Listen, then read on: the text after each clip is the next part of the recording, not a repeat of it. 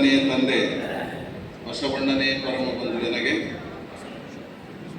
ಸುದೀಶ ಕಪಿಲಿಸಿದ್ದ ಮಲ್ಲಿಕಾರ್ಜುನ ನಿಮ್ಮ ಹೆಸರಿಟ್ಟ ಗುರು ಬಸವಣ್ಣನಯ್ಯ.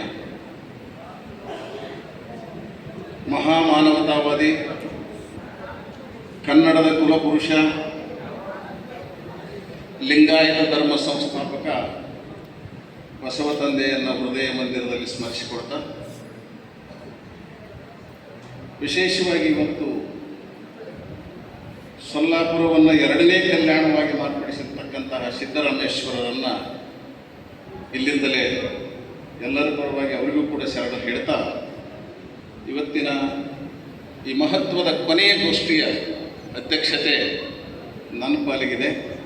ಬಹುಶಃ ಕಲ್ಯಾಣರಾವ್ ಪಾಟೀಲ್ ಇಲ್ಲಿ ಕಾಣೋದಿಲ್ಲ, ಅಲ್ಲಿ ಕೂತಿದ್ದಾರೆ. ಯಾಕಂದರೆ ಒಂದು 15-20 ನಿಮಿಷ ನಾನು ಹೆಚ್ಚು ತೊಗೊಂಡ್ರು ನಡೀತದೆ ಅಂತ ಕಾಣಿಸ್ತದೆ ಅವ್ರಿಗೆ. ಯಾಕಂದರೆ ಅವರು ಓಡಾಡ್ತಾ ಇದ್ದಾರೆ. ಕೊನೆಯ ಗೋಷ್ಠಿ ಇರೋದರಿಂದ ಬಹುಶಃ ಮಾತಾಡಬಹುದು ಅಂತ ಕಾಣಿಸ್ತದೆ, ಆದರೆ ಹಾಗೇನು ಮಾಡೋದಿಲ್ಲ.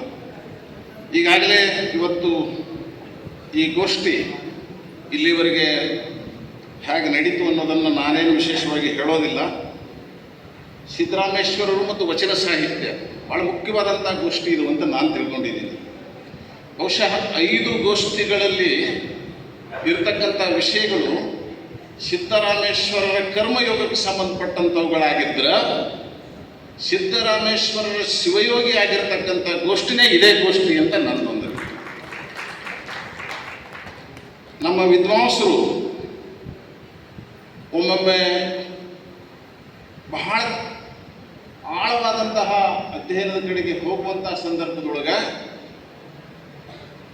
ಕೆಲವು ಸಂದರ್ಭಗಳನ್ನು ವಿಪರೀತವಾಗಿ ಭಾವಿಸ್ಕೊಂಡಿರ್ತಕ್ಕಂಥದ್ದು ಕೂಡ ನಮ್ಗೆ ಗೊತ್ತಾಗ್ತದೆ. ಹಾಗಾಗಿ ಎಷ್ಟೋ ಸಲ ಸಂಶೋಧನೆಯ ಹೆಸರಿನೊಳಗೆ ನಾವು ನಮ್ಗೆ ಗೊತ್ತಿಲ್ಲದೆ ಒಂದು ರೀತಿಯ ಅಪಚಾರ ಮಾಡ್ತಾ ಇದ್ದೇವೇನೋ ಅನ್ನುವಂಥ ನೋವು ನನಗಿದೆ.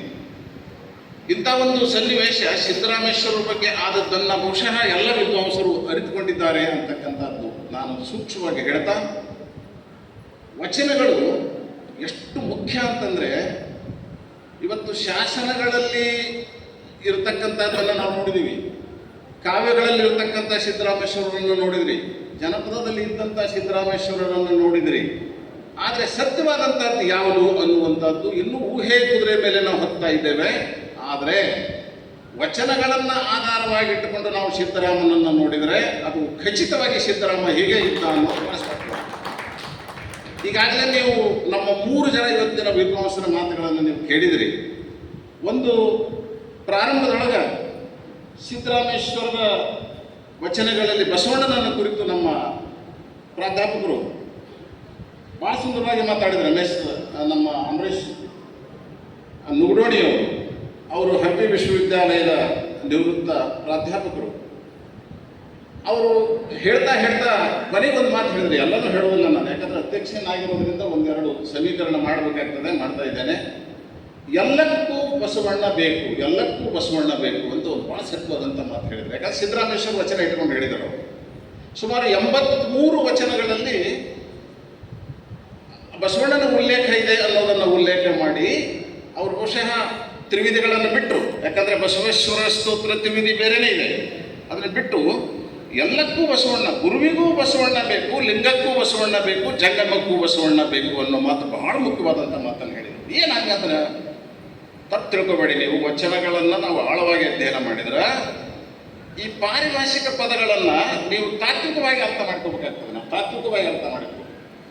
ಇಲ್ಲಿ ಗುರುವಿಗೂ ಬಸವಣ್ಣ ಬೇಕು ಅಂದ್ರೆ ಮಾನವನ ಅರಿವಿಗೂ ಬಸವಣ್ಣ ಬೇಕು, ಲಿಂಗಕ್ಕೂ ಬಸವಣ್ಣ ಬೇಕು ಅಂದರೆ ನಮ್ಮ ಆಚಾರಕ್ಕೂ ಬಸವಣ್ಣ ಬೇಕು, ಜಂಗಮಕ್ಕೂ ಬಸವಣ್ಣ ಬೇಕಂದ್ರೆ ನಮ್ಮ ಸಾಮಾಜಿಕ ಅನುಭವಕ್ಕೂ ಬಸವಣ್ಣ ಬೇಕು ಅನ್ನುವಂಥ ಮಾತನ್ನು ಅವರಿಗೆ ಸಿದ್ದರಾಮೇಶ್ವರ. ಒಬ್ಬ ಮನುಷ್ಯನಿಗೆ ಮನುಷ್ಯತ್ವದಿಂದ ಮಾನವೀಯತೆಯಿಂದ ಬದುಕಬೇಕಾದ್ರೆ ಎಲ್ಲದಕ್ಕೂ ಬಸವಣ್ಣ ಬೇಕು, ಬಸವಣ್ಣ ಬೇಕು ಅಂತಕ್ಕಂಥ ಮಾತನ್ನು ಆ ವಚನದಲ್ಲಿ ಹೇಳಿದ್ದನ್ನು ಅವರು ಉಲ್ಲೇಖ ಮಾಡಿದರು. ಇದು ಇನ್ನೂ ಒಂದು ಮಾತನ್ನು ಭಾಳ ಚಂದ ಹೇಳಿದರು ಅವರು. ಏನು ಅಂತಂದರೆ, ಬಸವಣ್ಣನ ವಚನಗಳು ಕಲ್ಯಾಣಕ್ಕೆ ಹೋಗಿ ಮತ್ತೆ ಹಳ್ಳಿ ಇದಕ್ಕೆ ಸೊಲ್ಲಾಪುರಕ್ಕೆ ಬಂದ ಮೇಲೆ ಬದಲಾಗುವಂಥದ್ದು ಭಾಳ ಸತ್ಯ.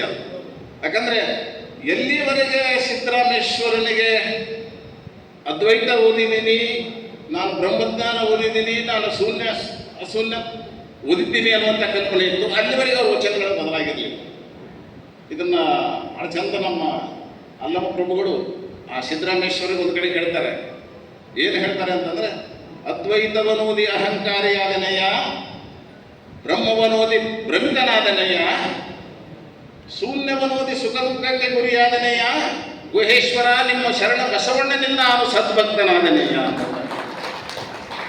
ಎಂತಿಂಥ ಮಾತುಗಳು, ವಚನಗಳನ್ನು ನಾವು ಗಮನಿಸಿಕೊಳ್ತಾ ಹೋದ್ವಿ ಅಂತಂದ್ರೆ, ಇವತ್ತು ಶರಣರ ಸಾಹಿತ್ಯ ಅಂತಂದ್ರೆ ನಮ್ಮನ್ನು ಸದ್ಭಕ್ತರನ್ನಾಗಿ ಮಾಡಿದಂಥ ಸಾಹಿತ್ಯ.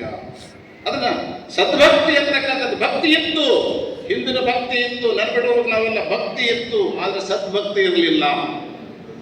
ಸದ್ಭಕ್ತಿಯನ್ನು ತಂದವರು ಯಾರು ಅಂತಂದ್ರೆ ಬಸವಾದಿ ಶರಣರು. ಭಕ್ತಿಗೂ ಸದ್ಭಕ್ತಿಗೂ ಬಹಳ ವ್ಯತ್ಯಾಸ ಇದೆ. ಆ ವಚನಗಳನ್ನು ನಾವು ಆಳವಾಗಿ ನೋಡ್ತಾ ಹೋದಾಗ ಗೊತ್ತಾಗುತ್ತೆ. ಇಂತಹ ಅನೇಕ ಮೌಲ್ಯಯುತವಾದ ಮಾತುಗಳನ್ನು ಹೇಳಿದರು ವಿಜಯಕುಮಾರ್ ಅವರು. ಬಸವನ ಸಿದ್ದರಾಮೇಶ್ವರ ವಚನಗಳಲ್ಲಿ ದಾರ್ಶನಿಕ ನೆಲೆಗಳನ್ನು ಕೂಡಿ ನೆಲೆಗಳನ್ನು ಕುರಿತು ಮಾತಾಡುವಾಗ ಆ ದಾರ್ಶನಿಕತೆ ಉಳ್ಳಂಥ ವ್ಯಕ್ತಿಗೆ 10 ಗುಣಗಳನ್ನು ಅವರು ಪಟ್ಟಿ ಮಾಡಿದರು. ಬಹಳ ಚೆನ್ನಾಗಿರುವಂಥ ಪಟ್ಟಿಗಳು ವಚನಗಳಲ್ಲಿ ನಮಗೆ ಅವು ಸಿಗ್ತಾ ಹೋಗ್ತವೆ. ಅವರು ಬಹಳ 18 ನಿಮಿಷ ಮಾತಾಡಿದರು. ಅವ್ರು ಹೆಚ್ಚಿಗೆ ಸಮಯ ತಗೊಳ್ಳಿಲ್ಲ. ಆದರೆ ಮುಂದೆ ನಮ್ಮ ತಂಗಿಯವರು ಸಲವಡಿ ಮಠ ಅವರು ಒಂದು 15 ನಿಮಿಷ ಹೆಚ್ಚಿಗೆ ತಗೊಂಡ್ರು. ಅವರು ಮಾತು ಕೂಡ ಆ ಪ್ರಬಂಧದೊಳಗೆ ಅವ್ರು ಹೇಳುವಂಥ ಮಾತಿನೊಳಗೆ ಅನೇಕ ವಿಷಯಗಳು, ಹೊಸ ಹೊಸ ವಿಷಯಗಳು ಬಂದು ಒಂದು ಮಾತು ಹೇಳಿದ್ರು ಅವರು, ನಾವು ಸಿದ್ದರಾಮನನ್ನ ತತ್ವಜ್ಞಾನಿ ಅನ್ಬಹುದೇ ಅಂತ. ತಂಗಿ ತತ್ವಜ್ಞಾನಿಗಳೇ ಅವರು, ಪ್ರಶ್ನೆನೇ ಇಲ್ಲ. ಅನುಭವದ ಯಾಕೆ ಮತ್ತೆ ಎಲ್ಲ ಶರಣರ ತತ್ವಜ್ಞಾನಿಗಳು. ನೆನಪಿಟ್ಕೋಬೇಕು ನಾವು ಇನ್ನೊಂದು ಮಾತು, ತತ್ವಜ್ಞಾನಕ್ಕೆ ಸಂಸ್ಕೃತವೇ ಭಾಷೆ ಮುಖ್ಯ ಅಂತಕ್ಕಂಥ ಕಾಲದೊಳಗ ಕನ್ನಡಕ್ಕೂ ತತ್ವಜ್ಞಾನದ ಶಕ್ತಿ ಅನ್ನೋದನ್ನು ತೋರಿಸಿದವರು ಶರಣರು. ಕನ್ನಡ ಭಾಷೆಗೂ ತತ್ವಜ್ಞಾನದ ಶಕ್ತಿ ಇದೆ ಅಂತಕ್ಕಂಥದ್ದನ್ನು ತೋರಿಸಿದರು. ಒಂದು ಕಾಲಕ್ಕೆ ತತ್ವಜ್ಞಾನ ಬೇರೆ ಭಾಷೆಯೊಳಗೆ ಹೇಳಲಿಕ್ಕೆ ಬರೋದಿಲ್ಲ ಅಂತಕ್ಕಂಥ ಒಂದು ಪರಿಕಲ್ಪನೆ ಇತ್ತು. ಅದನ್ನು ನಮ್ಮ ಶರಣರು ವಚನಗಳಲ್ಲಿ ತರುವ ಮೂಲಕ ಎಂತೆಂಥ ಪದಗಳನ್ನು ಬಳಸಿ ಕನ್ನಡ ಭಾಷೆಗಳಿಗೂ ತತ್ವಜ್ಞಾನದ ಶಕ್ತಿ ಇದೆ ಅನ್ನೋದನ್ನು ತೋರಿಸಿದವರು ಅನ್ನೋದನ್ನು ಗಮನಿಸಿಕೊಳ್ಬೇಕು. ಆಮೇಲೆ ಸ್ತ್ರೀಗೆ ಆಗ್ತಕ್ಕಂಥ ಅವಹೇಳನಗಳನ್ನು ತಪ್ಪಿಸಿದ್ರು ಅನ್ನೋಂಥ ಭಾಳ ಸುಂದರವಾದಂಥ ಮಾತನ್ನು ಹೇಳಿದರು. ಇನ್ನೊಂದು ಮಾತನ್ನು ಹೇಳಿದರು, ವಚನ ಭಾಳ ಚೆನ್ನಾಗಿರುವಂಥ ವಚನ.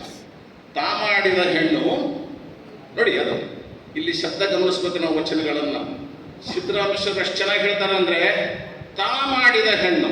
ಯಾರು ಮಾಡಿದ್ದ ಹೆಣ್ಣು ಅಂತ? ಯಾರು ಮಾಡಿದ್ದಲ್ಲ, ನೀ ಮಾಡಿದ ಹೆಣ್ಣು. ನಾ ಮಾಡಿದ್ದು ಹೆಣ್ಣು ಬೇರೆ ಗಂಡು ಬೇರೆ ಅಂತ ಮಾಡಿದವರು ಯಾರು? ನೀನು ನೀನು ನೀನು ತಾ ಮಾಡಿದ ಹೆಣ್ಣು. ಬಹಳ ಅರ್ಥ ವಚನದೊಳಗೆ. ವಚನಗಳನ್ನು ಓದುವಾಗ ನಮ್ಮ ಮನಸ್ಸದೊಳಗೆ ಮೈ ತುಂಬುತ್ತದೆ. ಹೆಣ್ಣನ್ನ ಪ್ರತ್ಯೇಕವಾಗಿ ಮಾಡಿದವರು ಯಾರು ಅಲ್ಲ, ಜಗತ್ತಲ್ಲ, ಸೃಷ್ಟಿ ಅಲ್ಲ. ಮಾಡಿದವರು ಯಾರು? ಗಂಡಸರು. ತಾ ಮಾಡಿದ ಹೆಣ್ಣು, ನಾ ಮಾಡಿದ್ದು, ನಾನೇ ಮಾಡಿದ ಹೆಣ್ಣು. ಅದನ್ನ ನಾವು ಹೇಳ್ತೀವಿ, ಏನಾದ್ರು ತೊಡೆ ಏತ್ತು, ತಲೆ ಏತ್ತು, ಇದು ಅಂತ ಎಲ್ಲ ಹೇಳಿದವರು ಯಾರು ನೀವು ಅಂದ್ರೆ ನೀವೇ ಅಂತಾರೆ. ಬೇರೆ ಯಾರು ಅಲ್ಲ. ತಾ ಮಾಡಿದ ಹೆಣ್ಣು ಅನ್ನುವಂಥ ಪದವನ್ನು ವಚನದೊಳಗೆ ಬಳಸೋದು ಗಮನಿಸಬೇಕು. ದಯವಿಟ್ಟು ವಚನಗಳನ್ನು ಓದುವಾಗ ನಾವು ಅಲ್ಲಿಯ ಪದಗಳನ್ನು, ಅಲ್ಲಿಯ ಒಂದೊಂದು ಶಬ್ದಗಳನ್ನು ಅರ್ಥ ಮಾಡಿಕೊಂಡ್ರೆ ವಚನಕ್ಕೂ ವಿಶೇಷವಾದಂಥ ಅರ್ಥ, ತಾತ್ವಿಕವಾದಂಥ ಅರ್ಥ ಸಿಗ್ತದೆ ಅನ್ನೋದನ್ನು ನಾನು ಗಮನಿಸಿದ್ದೀನಿ ಭಾಳ ಕಡೆಗೆ. ಕೊನೆಗೆ ಅವ್ರು ಹೇಳುವಂಥ ಮಾತನಾಡಲಿ, ಅದಕ್ಕೆ ಅದು ಪ್ರತ್ಯಕ್ಷ ಕಪಿಲ ಸಿಲ್ತ ಮಲ್ಲಿಕಾರ್ಜುನ ಅಂತ ಅದು ಸ್ಟೇಟ್ಮೆಂಟ್ ಕೊಟ್ಬಿಡ್ತಾರೆ. ನೀ ಮಾಡಿದ್ದೋ ಇದು ನಿನ್ನ ತಲೆನೂ ಏರಿಲ್ಲ, ನಿನ್ನ ಕೂದಲನೂ ಏರಿಲ್ಲ, ನಿನ್ನ ತೊಡಿನೂ ಏರಿಲ್ಲ. ಹೆಣ್ಣು ನೀ ಮಾಡಿದ್ದು ತಮ್ಮ ಪ್ರತ್ಯಕ್ಷ ಕಪಿಲ ಸಿದ್ಧ ಮಲ್ಲಿಕಾರ್ಜುನ ದೇವತೆ ಹೇಳಿದ್ರು. ಇಂತಹ ಅನೇಕ ವಿಷಯಗಳು ಇಲ್ಲಿ ಬಂದು ಕೂಡ ಈಗ ಇಷ್ಟೆಲ್ಲ ನಮ್ಮ ಬಹಳ ಅದ್ಭುತವಾಗಿ ನಮ್ಮ ಪ್ರಬಂಧಗಳನ್ನು ನಡೆಸಿದ್ದಾರೆ.